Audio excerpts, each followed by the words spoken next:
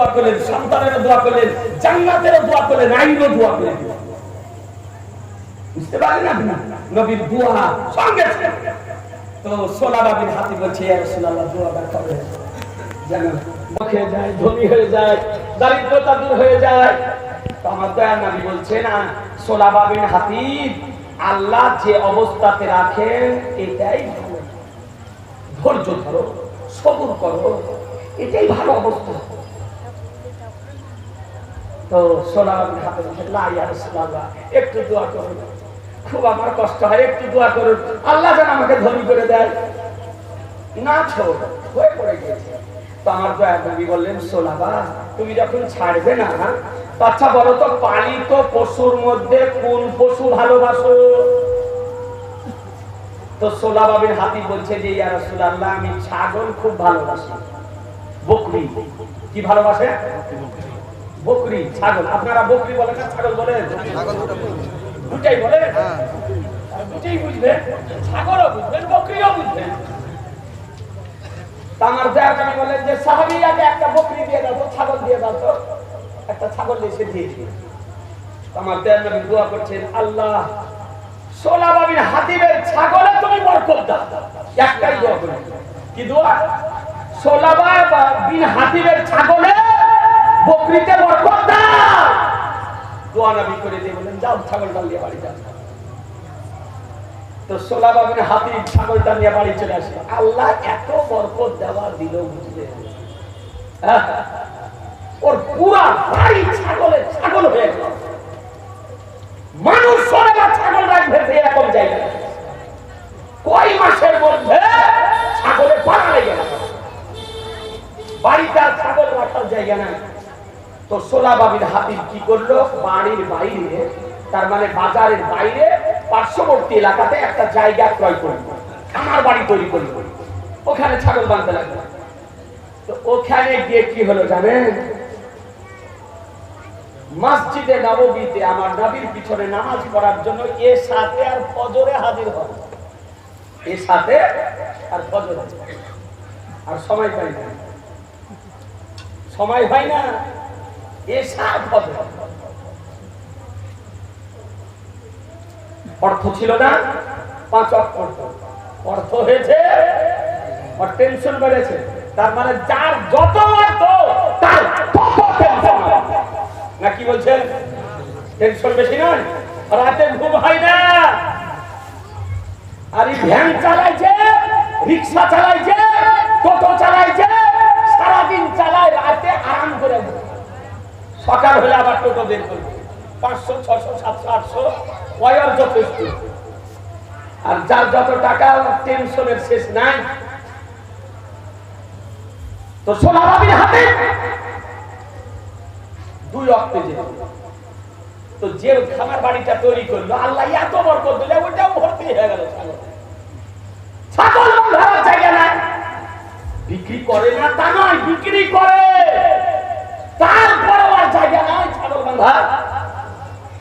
তো সোলাবা বিন হাতিব সেখান থেকে জঙ্গলের ধারে খোলা মাঠে একটা বিরাট জায়গা কিনলেন ছাগলের খামার করার জন্য, বাড়ি করার জন্য। তারপরে এসাও গাই, ফজরও গাই, 5 গাই, আর 1 জায়গা। আমার দয়ার নবী বলছে, হ্যাঁ গো সোলাবা বিন হাতিব মসজিদ আসছে না কেন? কারণটা কি? বলে, ইয়া রাসূলুল্লাহ ওই এখন ছাগল নিয়ে ব্যস্ত, ওই এখন বকরি নিয়ে ব্যস্ত। বকরি ছিল না, বকরি হয়েছে, ধন হয়েছে, ধনশালী হয়েছে, ধনাঢ্য হয়েছে, মালদার হয়েছে, ধনী হয়েছে। আজকে মসজিদে নববীর নামাজ বন্ধ হয়ে গিয়েছে, ওই জুমাতে কেবলমাত্র আসে, এইভাবে জুমা পড়তো। তো জুমা পড়তে পড়তেই খুব ছোট্ট করে বলছি রে ভাই, খুব লম্বা চওড়া রাবার। তো হঠাৎ আমার নাভির উপরে যাকাতের আয়াত অবতীর্ণ হলো। কিসের আয়াত? জোরে বলেন। যাকাতের আয়াত অবতীর্ণ হলো, যাকাতের আয়াত অবতীর্ণ হলো। নবী আমার চতুর্দিকে যাকাতের বিধান বলে দিলেন, সংবাদ দিয়ে দিলেন, যাকাত তোমাদেরকে দিতে হবে। এ বেরাদার ইসলাম। তো আমার নবী পাক সাহেবের আওলাদ একজন দূত প্রেরণ করলেন ওই সোলাবা বিন হাতিবের নিকটে। সোলাবা বিন হাতিবকে যাও, গিয়ে বলে দাও যাকাত দিতে হবে, তাকে প্রতি বছর হিসাব করে যাকাত দিতে হবে। দুধ গিয়ে বলতেছে, সোলাবা আমি নবীর পক্ষ থেকে এসেছি, যাকাতের আয়াত অবতীর্ণ হয়েছে, তোমাকে যাকাত দিতে হবে। কি দিতে হবে? যাকাত দিতে হবে প্রতি বছর। হ্যাঁ বলে প্রতি বছর। তো কিছুক্ষণ চুপচাপ থাকার পর সোলাবা বিন হাতিব বলছে যে নবী একটা ছাগল দিয়েছিলেন, তো তার জন্য মনে হচ্ছে জরিমানা করছেন। তার মানে একটা ছাগল দিয়েছিলেন তো মনে হচ্ছে জরিমানা, আমাকে জরিমানা দিতে হবে, তাউন দিতে হবে। এখন যাও, পরে চিন্তা ভাবনা করে দেখবো কি করি না করি। সাহাবী ফিরে চলে আসে। নবী আমার বললেন কি ব্যাপার? বলে ইয়া রাসূলুল্লাহ সোলাবা বিন হাতিব এই বললেন।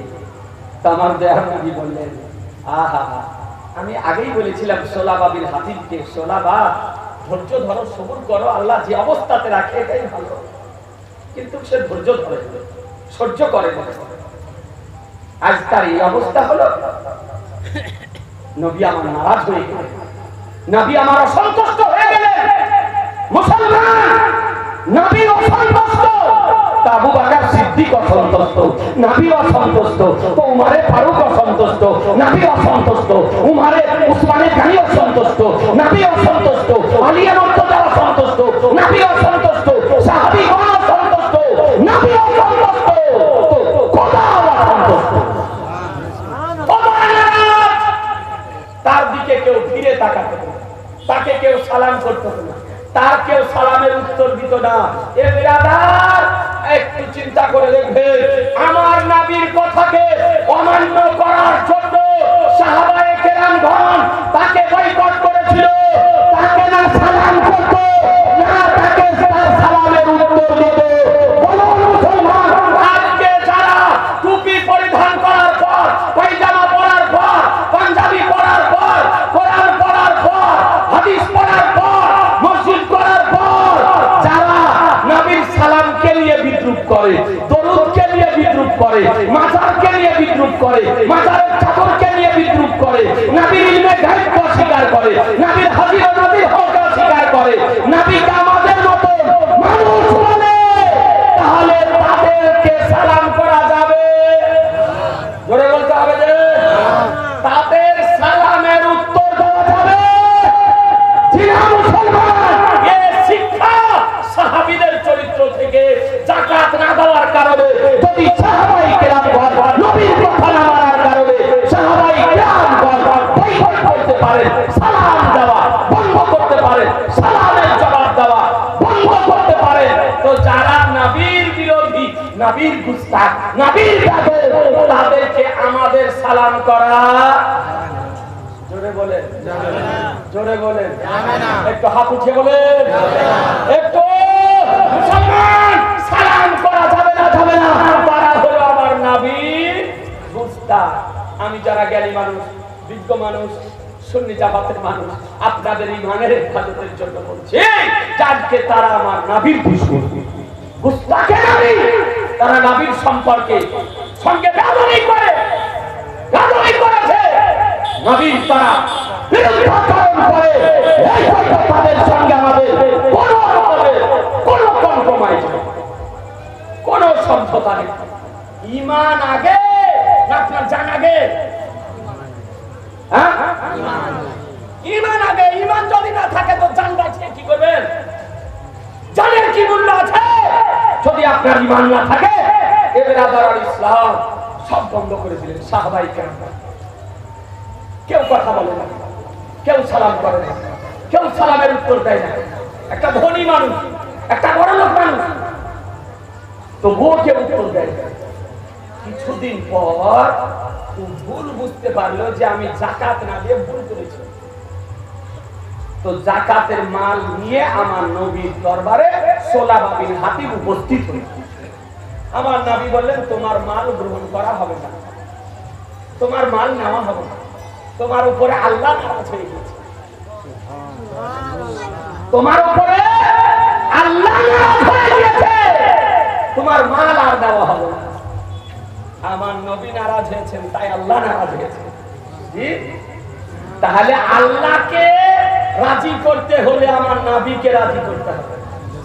জি, আর নবীকে রাজি করতে গেলে পীর মুর্শিদকে রাজি করতে হবে। পীর মুর্শিদকে রাজি করতে পারে তো নবীকে রাজি করতে পারবে, আর নবীকে রাজি করতে পারলে খোদা রাজি হয়ে যাবে। এই জন্য আমরা পীরের কাছে যাই। পীরের কাছে ধনী হওয়ার জন্য যাই না, মালদার হওয়ার জন্য যাই না, বড় লোক হওয়ার জন্য যাই না। আল্লাহর ওলিদের কাছে যাই আমাদের মরা দিল যেন একটু জারি হয়ে যায়, যেন নবীকে যেন পেয়ে যায়, আল্লাহকে যেন পাই। হ্যাঁ, এই জন্য আমরা পীর ওলি আউলিয়া বুজুর্গানের দিনদের কাছে যাই। তার সঙ্গে সঙ্গে দুনিয়াবি ফায়দাও পাওয়া যায়। জি, দুনিয়াবি ফায়দা পাওয়া যায়, কিন্তু মূল উদ্দেশ্য হচ্ছে আল্লাহ আল্লাহ রাসূলকে লাভ করা। এই জন্য আল্লাহর ওলিদের নিকটে যাওয়া।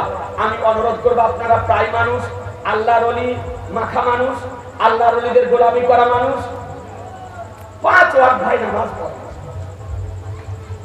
আপনি ধরুন পীরে তরিকাত রাহবার শরীয়ত মুর্শিদে বারহাক ওলিয়ে কামিল আলে নবী আওলাদে নবী আলে রাসূল হুজুর জালালউদ্দিন আশরাফ আশরাফি জিলানী মাদ্দাজিল্লাহুল আলীর নিকটে মুরিদ হয়েছে। সাপোজ ধরুন আপনি যদি একটা কোনো খারাপ কাজ করে, তা আপনার বাপের নাম আসার পূর্বে পীরের নাম আসবে না? আপনার বাপের নাম আসার পূর্বে আপনার পীরের নাম আসবে। চল দেখো অনেক জায়গায় পীরের মুরিদ দেখো এই কাজ করেছে। আমার অনুরোধ, এমন কাজ করিয়েন না যে আপনার কাজে আপনার পীরের দুর্নাম হবে। আপনি এমন কাজ করিয়েন না যে আপনার কাজে আপনার পীরের অপপ্রচার হবে, অপপ্রচার হবে। আপনার চরিত্র দেখে, আপনার আদর্শ দেখে, আপনার আখলাক দেখে, আপনার তাহদীব দেখে, আপনার তামাদ্দুন দেখে যেন একটা অন্তর যেন আপনার পীরের নিকটে মুরিদ হয়ে যায়। যে মুরিদের যদি এ চরিত্র হয়, তো তবে তার পীরের চরিত্র কি হবে? জি নাকি বলছেন? এই রকম আচরণ আমাদেরকে করতে হবে। তো আমার নবী পাক যাকাতের মাল গ্রহণ করলেন না। আবু বকর সিদ্দিক নবীর পরে খলিফা নির্বাচিত হলেন, যাকাতের মাল নিয়ে আসলো, নবী গ্রহণ করলেন না। আবু বকর গ্রহণ করলেন না। উমারে ফারুক খলিফা নির্বাচিত হলেন, যাকাতের মাল নিয়ে আসলো, তিনি গ্রহণ করলেন না। উসমানে গানি খলিফা নির্বাচিত হলেন, যাকাতের মাল নিয়ে আসলো, গ্রহণ করলেন না। বলে তোমার মাল নবী গ্রহণ করেননি, তোমার মাল আবু বকর গ্রহণ করেনি, তোমার মাল উমারে ফারুক গ্রহণ করেনি, তোমার মাল আমিও গ্রহণ করতে পারবো না। এ ব্রাদার কেউ গ্রহণ করলেন না। শেষ পর্যন্ত সোলাবা বিন হাতিব আজকে ফিরে গিয়ে জঙ্গলে মাথা পিটে পিটে ঈমান হারা অবস্থায় মারা গিয়েছিল। ঈমান হারা অবস্থায় মারা গিয়েছিল। এর বাইরে থেকে বোঝা যায় হাজারো ইবাদত করার পর যদি নবীর গুস্তাখ যদি হয়, নবীর ব্যাপক যদি হয়, নবীর কথা অমান্যকারী যদি হয়, তবে সে ব্যক্তি আপনার ঈমান হারা হয়ে যায়। তবে সে ব্যক্তি কি হয়? ঈমান হারা হয়ে যায়। এই জন্য যারা নবীর দুশমন, যারা নবীর বিরোধী, যারা নবীর গুস্তাখ, যারা নবীর বাদে, তাদের সঙ্গে সত্যি জামাতের কোনো সম্পর্ক থাকতে পারে না, থাকতে পারে না, থাকতে পারে না।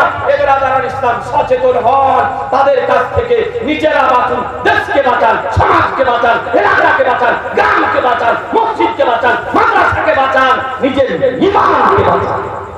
কোরআন বলল ইহদিনা সিরাতাল মুস্তাকিম, হে আল্লাহ আমাদেরকে সঠিক পথে পরিচালিত করো। আল্লাহুম্মা সাল্লি আলা সাইয়্যিদিনা মাওলানা মুহাম্মদ ওয়া আলা আলি সাইয়্যিদিনা মাওলানা মুহাম্মদ সাল্লাল্লাহু তাআলা আলাইহি সাল্লাম। এবারে আদার ইসলাম তাহলে বুঝে নিলেন যে সুন্নি জামাতের উপর আপনাকে পাহাড়ের মতন স্থির থাকতে হবে, পীর ওলি আউলিয়ার সঙ্গে সম্পর্ক রাখতে হবে।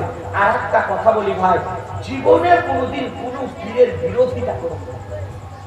সে কাদেরিয়া তরিকার হোক, চিস্তিয়া তরিকার হোক, সহবর্দিয়া তরিকার হোক, নকশবন্দিয়া তরিকার হোক, আশরাফিয়া তরিকার হোক, রিজভিয়া তরিকার হোক, যদি পিওর পীর যদি হয় তো কোনো পীরের বিপক্ষে বলে বিরোধিতা করেন না। আপনার পীর আপনার মাথার কাজ। আমাদের নিকটে সমস্ত আল্লাহর ওলিগণ মাথার কাজ, মাথার মুকুট মণি। দেখা যদি হয় আদব সহকারে মিলুন, আদব সহকারে দেখা করুন। জীবনে কোনোদিন কোন পীরের বিরোধিতা করেন না, আল্লাহর ওলির গজবে পড়েন না, না তো আপনার আমল বরবাদ হয়ে যাবে। এ বেরাদার ইসলাম, আপনার পীরও সন্তুষ্ট থাকবে না। হুজুর বলছিলেন একদিন আমাকে সঙ্গে, হুজুর কিবলা আখিয়ে পাক আইনায় হিদ আলাই রহমান মাদার শরীফে এখন যেখানে ওনার মাদ্রাসা, তার মেহেরখানা যেখানে আমরা সেই জায়গাতে নিয়ে মোটামুটি আমাকে কয়েক মিনিট নিয়ে একসঙ্গে দাঁড়িয়ে কিছু কথাবার্তা বলছিলেন। আজ বেশ কয়েক বছর ধরে। তো তার মধ্যে তিনি একটি কথা বলছিলেন যে কোন পীরের মুরিদ, যেমন সাধারণ আমাদের মিটিং হয়, ওলামাদের মিটিং যেমন হয়, সাধারণ মানুষের মিটিং হয়, এই রকম আল্লাহ ওলিদেরও রুহানিতে কনফারেন্স হয়, মিটিং হয়। সব তরিকার ওলিদের কে নিয়ে একত্রিত ভাবে যারা পিওর ওলি যারা, তাদের কনফারেন্স হয়, সম্মেলন হয়। তো যদি আপনি, হুজুর বলছিলেন যে কোন পীরের কোন মুরিদ যদি অন্য পীরের সঙ্গে ভালো ব্যবহার যদি করে থাকে, আদব সহকারে দেখা করে থাকে, তো ওই পীর যদি সন্তুষ্ট হয়ে যায়, তো ওই সম্মেলনে যখন দেখা হয় কনফারেন্সে, তো বলবে যে ভাই আপনি আচ্ছা আদবদার মুরিদ তৈরি করেছেন, এত আদবদার মুরিদ, তার মানে ওটা অন্য পীর। ও পীর আপনার সুনাম করতেছে, তার মানে আপনার পীর রাজি হয়ে গেল।